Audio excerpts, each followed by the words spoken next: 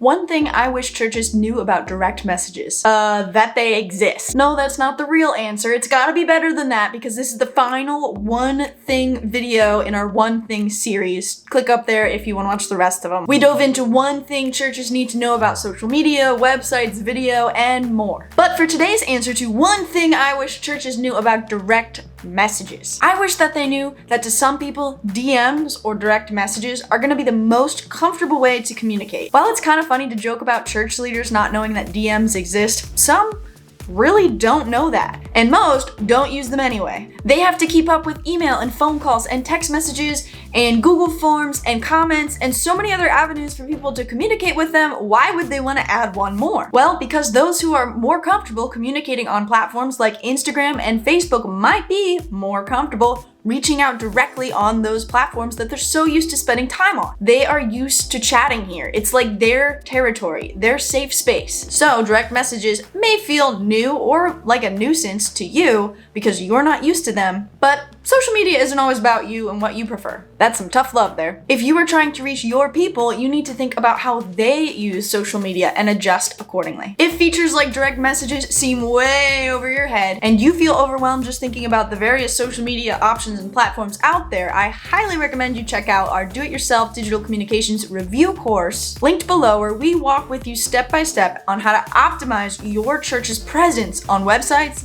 on social media, in direct messages, in video, and more. And right now we're scheduling out some office hours for FaceTime with course participants in the next few weeks, and so you will be able to ask any questions right back to us. Click subscribe for more digital ministry goodness. We are here every single week at Tuesday morning, 9 a.m. I'm Sammy with Digivangelism. We brought the knowledge, and now it's your turn to put it into action. Peace be with you as you do.